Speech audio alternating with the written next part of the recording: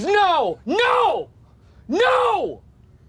No! Remember when sitcoms felt like comfort food? You had your favorite cast, your favorite catchphrases, and it all just worked. But networks can never leave well enough alone, can they? Instead of quitting while they're ahead, they'd start tinkering, adding random kids, surprise cousins, or edgy newcomers that nobody asked for. And that's usually the moment the magic started to die.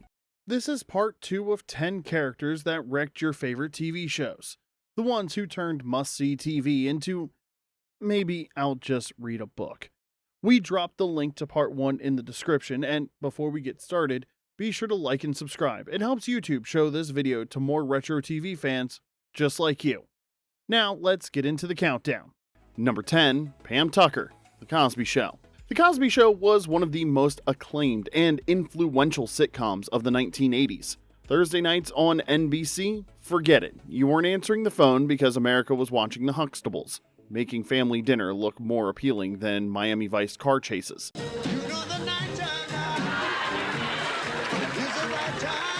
Cliff, played by Bill Cosby, was cracking dad jokes while doing his obstetrician duties. Claire, played by the Felicia Rashad, balanced family life with a successful law career in heels because apparently work-life balance came with better footwear in the 80s and the kids. Sandra, played by Sabrina LaBeouf, Lisa Bonet as Denise, Malcolm Jamal Warner as Theo, Tempest Bledsoe as Vanessa, and Keisha Knight Pullum's Rudy were juggling school, sass, and life lessons about dyslexia, teen pregnancy, and integrity. We won't mention Vanessa having the big fun with The Wretched. So tell me, didn't you go for big fun? Mom? Shut up! Don't you dare open your mouth when I'm asking you a question. Okay, we couldn't help it. The Cosby Show was wholesome but sharp, with a rhythm that made the Huxtable brownstone feel like a real home you wanted to get invited to for dinner, preferably when Claire was making her famous lasagna. By season 7, when America was busy debating whether Pepsi or Coke was better and everyone's mom was buying shoulder pads, the show introduced new elements, including Pam Tucker, played by Erica Alexander. Pam was Claire's cousin's daughter, taken in by the Huxtables after her mom moved away. The idea was simple. Bring in fresh blood to liven things up, add some street smarts to balance the Huxtables' cushy Brooklyn lifestyle. In theory, it was fine. In practice, it screamed, "We're out of ideas, so here's a new character with an attitude." Well, here we are. Oh, man. Oh, this is nice. Pam's arrival shifted the spotlight away from the core family that we'd invested in for 6 seasons. Suddenly, we're watching the Pam Tucker Show starring the Huxtables as confused background players. Instead of Theo struggling in college or Rudy growing up, we got whole arcs about Pam's friends Lance and Charmaine. It felt like the writers were quietly piloting Pam and pals inside the shell of The Cosby Show, because nothing says let's honor this beloved family like turning them into supporting characters in their own house.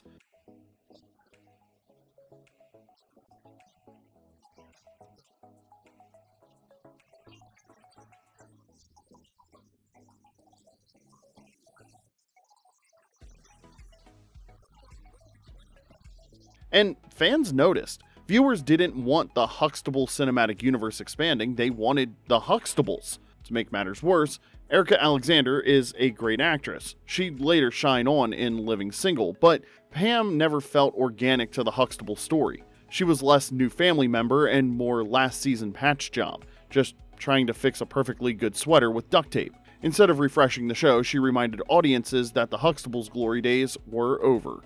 Number 9, Stephanie Mills, All in the Family. Few sitcoms shook America the way All in the Family did. Archie Bunker and his Queen's household were a cultural battlefield. Archie was a lovable bigot. Edith was his dingbat but secretly the moral anchor. Gloria was the bridge between generations, and meathead Michael clashed with Archie in debates about feminism, civil rights, and the counterculture. Well, me, I'm the one to save. I'd save her, Arch. You'd forget to swim. I'd be overboard before you got your clothes off. I'd have that hat off and that Matter of fact, cigar. I don't think I've ever seen. The Bunker living room wasn't just a sitcom set, it was where America argued with itself, and somehow made it funny. By 1978, though, the show was graying, literally and figuratively. Rob Reiner and Sally Struthers had moved on to pursue other projects, and to probably escape Archie's dinner table politics. And instead of wrapping up gracefully, producers decided Archie and Edith would adopt a 9-year-old, Stephanie Mills, played by Danielle Brisebois. Suddenly, All in the Family went from social satire to Archie learns parenting. Again. And Cross, a biblical hymn sung in church. Oh, well, that's right up my alley there, 'cause, my two best subjects is religion and wrestling. Now, Stephanie wasn't a bad character. She was smart, precocious, and had a few solid moments, but she didn't belong in this show. It was like putting a Disney princess in a Martin Scorsese movie. She turned the edge off Archie, softening him from cranky culture warrior to sitcom grandpa.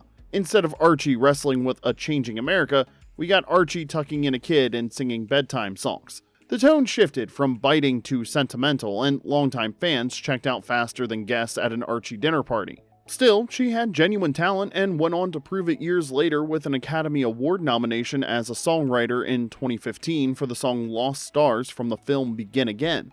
But Stephanie's presence marked the point where All in the Family stopped being a revolutionary sitcom and started being just another family show, which, let's be honest, was like watching Muhammad Ali decide to become a mime. Watching her as a kid on this show feels almost bittersweet. You can see the spark, but the material boxed her in like a talented singer forced to only do elevator music. Number 8, Tori Scott, Saved by the Bell. Saturday mornings in the early 90s belonged to Saved by the Bell, hours before NBA Inside stuff and whatever cartoon was teaching kids about recycling that week. Bayside High gave us Zach's schemes, Slater's dance moves, Jesse's caffeine pill freakouts, Lisa's snobbiness, Screech's antics, and Kelly's charm. It was goofy, bright, and a little preachy, but for a generation, it defined what high school felt like.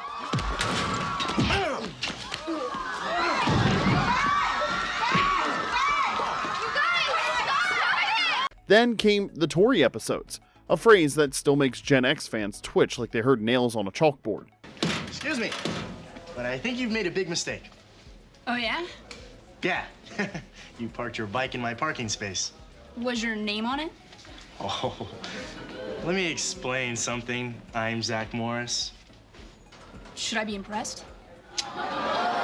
When Tiffany Thiessen, who played Kelly, and Elizabeth Berkley, who played Jessie, temporarily left the show due to contract issues, producers scrambled like Zach trying to explain his way out of detention.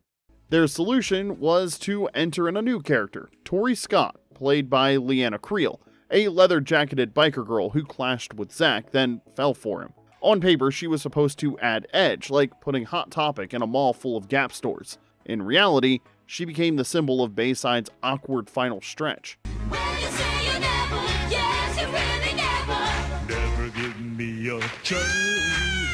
Tori appeared in roughly 10 episodes, debuting in The New Girl and disappearing after the graduation set school song with no narrative farewell. Fans never accepted her. Why? Well, because she replaced Kelly and Jessie without acknowledgement, like your favorite restaurant suddenly serving different food and pretending nothing changed. One week, Zach was pining for Kelly. The next, he was romancing Tori, and no one at Bayside seemed to notice. Even worse, once Kelly and Jessie returned for graduation, Tori just vanished. No goodbye, no explanation. It was like she'd been erased from the yearbook, which, in a show about high school, is basically character assassination. Today, the Tori episodes remain a bizarre footnote in Saved by the Bell history, the television equivalent of a fever dream.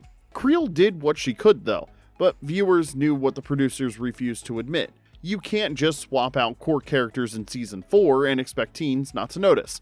And honestly, Leanna Creel deserves some credit. She walked into an impossible situation, trying to replace two fan favorites at once while wearing leather jackets in California heat, and still managed to carve out her own space. Now, was she Jessie or Kelly? No, but you could tell she was giving it her all. Like a substitute teacher trying to win over a class that was already planning the regular teacher's comeback. Number 7, Maggie Drummond, Diff'rent Strokes. I knew you can do it. Give me 5. Yeah, right on. You know, Arnold, you've got real self-control, and I'm proud of you, little brother. Diff'rent Strokes was a cultural touchstone in the late 70s and early 80s. Arnold and Willis Jackson, two Harlem kids adopted by a wealthy Manhattan widower, learning lessons in a Park Avenue penthouse while America was still figuring out how to talk about race on primetime TV. Conrad Bain as Philip Drummond was the sweet wealthy dad. Dana Plato was Kimberly, the kind big sister. Todd Bridges was Willis, the initially rebellious older brother. And, of course, Gary Coleman's precocious Arnold made "What You Talking About, Willis?" one of TV's most iconic catchphrases of the decade. What you talking about, Willis? However, by 1984, while America was busy moonwalking to Michael Jackson, the show decided Mr. Drummond needed a love interest. Enter Maggie McKinney, played first by Dixie Carter, then by Marianne Mobley. Maggie married Philip and moved in with her son Sam, creating a blended family dynamic. Sounds fine on paper, like a Brady Bunch reboot with more money and fewer kids. In reality, it wrecked the show's chemistry faster than a bad blind date. But Sam didn't seem to mind. He just adores Arnold. He sticks to him like a flea on a bird dog. That's the same way that I'm stuck on you. Gruff. The core of Diff'rent Strokes had always been the odd but loving bond between Arnold, Willis, Kimberly, and Mr. D. Then Maggie showed up with Sam and things felt, well, a bit off. Just arrived this morning. Oh, wow! Even Gary Coleman himself admitted the new stepmom dynamic hurt the series. When your star openly says, yeah, this was a mistake, you know it's bad, like getting a negative Yelp review from your own employee. Carter, a talented actress, would later redeem herself with a stellar run on Designing Women, but in the Diff'rent Strokes universe, Maggie felt less like a fresh chapter and more like the beginning of the end, the TV equivalent of jumping the shark. To her credit though, Dixie Carter brought warmth and presence, even if the storylines never matched her skill. Fans of Designing Women know how magnetic she could be when paired with the right material. It's almost frustrating to think how much better Maggie might have worked on a different show. It's like watching a Broadway star forced to perform at a Chuck E. Cheese. Number 6, Nellie Bertram, The Office. I am the only one here who has a legitimate disability. Although I'm sure Stanley has had his fair share of obstacles. I'm not disabled, and neither are you. Okay. What does this look like to you, Stanley?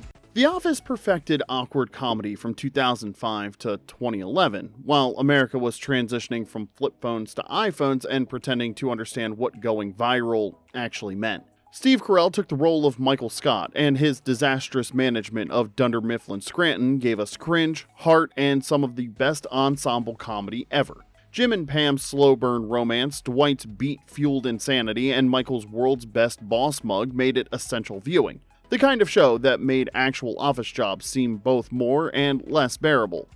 Nellie, what brings you to town? Certainly not the Harry Houdini Museum. What a nobody. Oh, look, some Hungarian just found their way out of a sack. Let's build a shrine. No, I've come to work here. But when Steve Carell left in season 7, NBC had a crisis bigger than Phyllis catching Angela and Dwight in the act. Who could fill Michael's shoes? First, they had an array of managers and finally landed on Andy, played by Ed Helms, but it still felt like something was missing.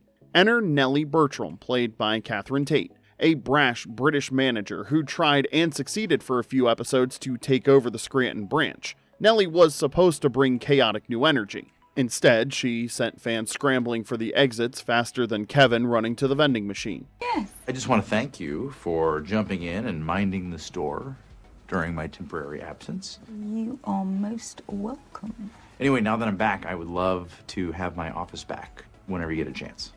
No. Nellie didn't mesh with the cast. Her humor was abrasive, where Michael's was clueless, and let's be honest, we were all still processing our grief over Steve leaving. It was like watching someone try to replace your favorite t-shirt with a leather jacket. It's technically clothing, but completely wrong for the situation.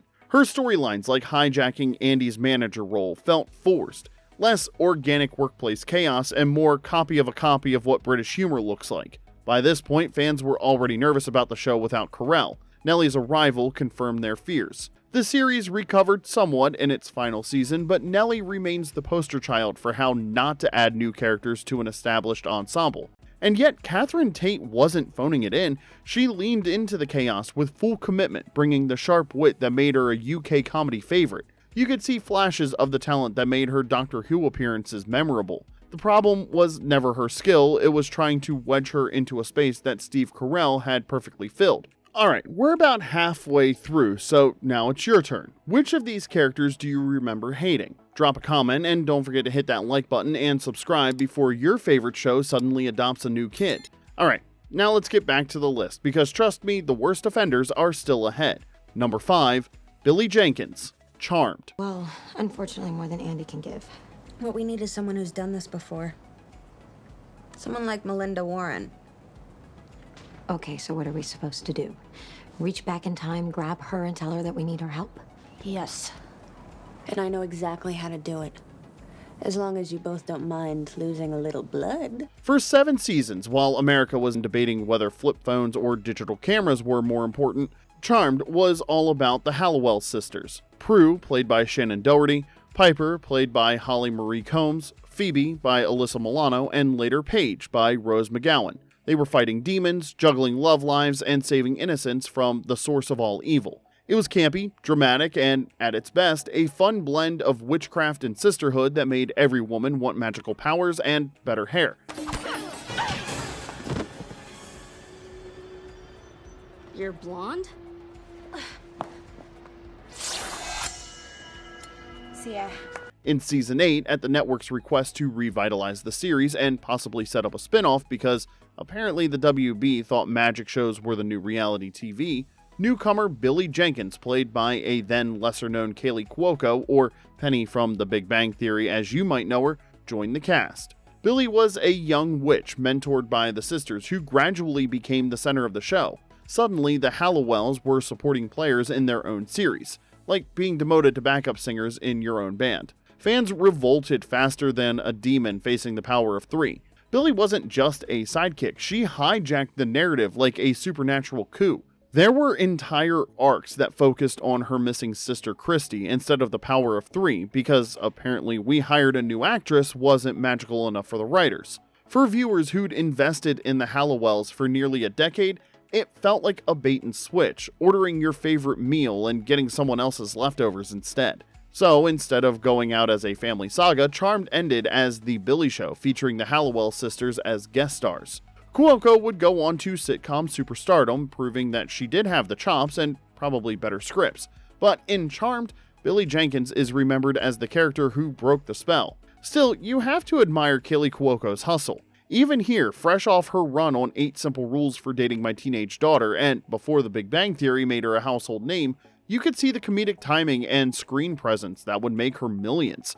Billie just wasn't the right fit, but she was never forgettable, like a talented singer performing the wrong song at the wrong concert. Number 4, Dawn Summers, Buffy the Vampire Slayer. In every generation, there is a chosen one. She alone will stand against the vampires, the demons, and the forces of darkness. She is the Slayer. Buffy redefined supernatural TV from 1997 to 2003, while the world was figuring out what this Google thing was all about. Joss Whedon's creation mixed teen angst with vampire slaying, balancing horror, comedy, and heartbreak like a supernatural Swiss Army knife. Buffy, Willow, Xander, and Giles became a surrogate family, while big bads like the Master, Angelus, and Glory raised the stakes every season. What are you doing here? Buffy, if you're going out, why don't you take your sister?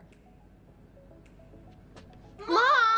Then, Season 5 dropped a bombshell. Buffy suddenly had a younger sister. Dawn Summers, played by Michelle Trachtenberg, literally materialized into the story as a mystical key made flesh, because apparently the show needed a younger sibling more than a coherent explanation. The show explained it away with magical retconning.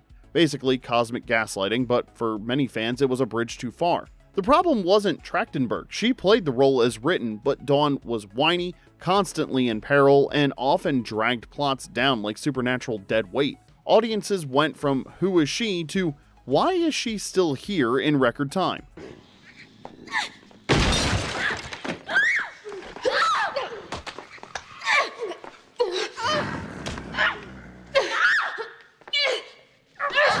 The tonal shift was jarring. A show about chosen family suddenly became about actual family, and not everyone was buying it, especially when that family member appeared out of thin air like a magical retcon. What did you do? This is blood, isn't it? It can't be me. I'm not a key. I'm not a thing. Oh, sweetie, no. What is this all about? What am I? Am I real? Am I anything?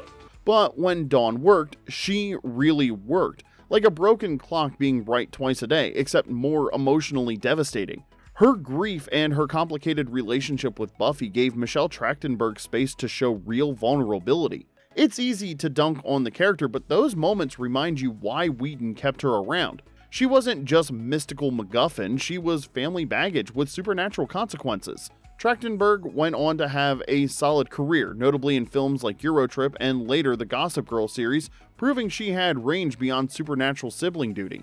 Unfortunately, the world lost her at just 39 years old, which is far too soon for a talented actress who brought depth to every role she ever played. Rest in peace, Michelle. Number 3, Andy Keaton, Family Ties. Family Ties was the quintessential Reagan-era sitcom. Stephen and Elise Keaton were ex-hippies raising kids in suburban Ohio while their son Alex, played by Michael J. Fox, became the face of young Republican ambition. The clash of liberal parents and conservative kids gave the show its bite, and Fox's charm made it a hit.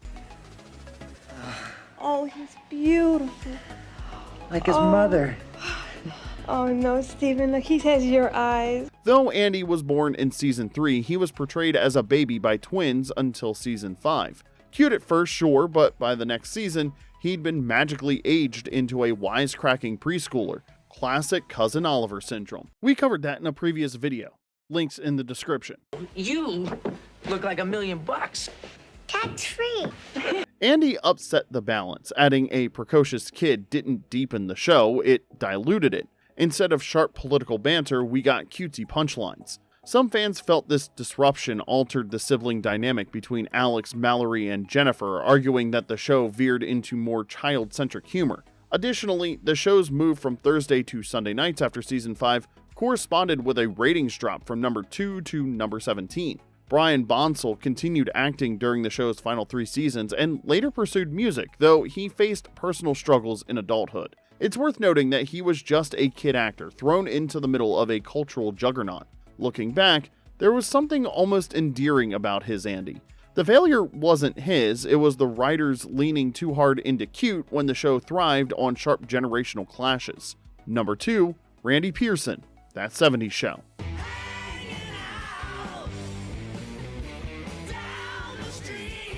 From 1998 to 2006, That 70s Show captured the basement hangouts, crushes, and burnouts of small-town Wisconsin teens. Eric, Donna, Kelso, Jackie, Hyde, and Fez were lovable idiots navigating love triangles, polyester fashion, and Red's endless dumbass insults, making the 70s look cooler than the actual 90s. Hey, Randy, come here, I gotta talk to you. Yeah, sure, but check this out first. See these guys over there? They think Leo's an almond brother. Why would they think that? I told them! But when Topher Grace, who played Eric, left after season 7, the show faced a crisis bigger than running out of beer in Red's garage. As a solution, they introduced Randy Pearson, played by Josh Meyers in season 8. Randy was a laid-back record store guy who dated Donna and cracked one-liners. The problem was that fans hated him instantly. You know, it was like introducing a new friend to your established group and watching everyone's faces drop. Internally, the character emerged after Meyers was nearly cast as Eric. Instead, Randy was crafted as a fresh addition, and he appeared in 21 of 22 final season episodes. Eric made a brief uncredited return in the finale, basically a cameo in his own show. Well, kids, it looks like you're really in some deep... You're not funny. Randy was meant to be a blend of Eric's sarcasm and Kelso's goofiness. Instead, he came off like a focus group's idea of cool basement guy, all the personality of store-brand soda. He didn't have the chemistry with the gang, and worse, his romance with Donna felt like an insult to 7 years of Eric and Donna investment. Even the cast has admitted that season 8 was a mess. It was like watching your favorite band try to continue after the lead singer quit. To this day, some fans blame Randy for killing That 70s Show. It's not all Meyers' fault, no one could have replaced Eric, but Randy remains sitcom history's cautionary tale. Don't force-feed fans a replacement character. Number 1, Chachi Arcola, Happy Days. Goodbye, gray sky, hello blue. There's nothing can hold me when I hold you. Few sitcoms loomed larger than Happy Days. From the mid-1970s through the early 80s, it turned nostalgia into ratings gold, making Milwaukee in the 50s look cooler than Studio 54 in the 70s. Richie Cunningham, Fonzie, Joni, Potsy, and Ralph Mouth made the 1950s feel like the coolest place to grow up. Front and center, the guys want you.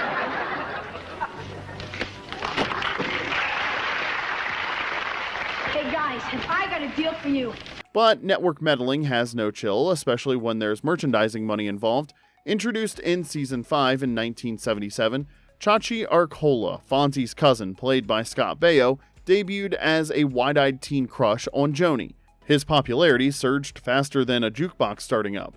Baio reportedly received thousands of fan letters weekly because apparently teenage girls in the late 70s had a thing for guys who said wah wah wah. At first, he was just another teen crush on Joni, but soon producers pushed him to the front, warping the show's balance like a bad DJ taking over a great party. Chachi wasn't terrible, but he wasn't strong enough to carry whole arcs, and yet there he was, everywhere, like glitter after a craft project. The spin-off Joni Loves Chachi, which ran from 1982 to 1983, followed Joni and Chachi to Chicago because apparently what America really needed was Happy Days without the Cunninghams or Arnold's Drive-In. Despite early interest from being a Happy Days continuation, it was canceled after 17 episodes and is now often cited as a major TV flop, the television equivalent of New Coke except less successful.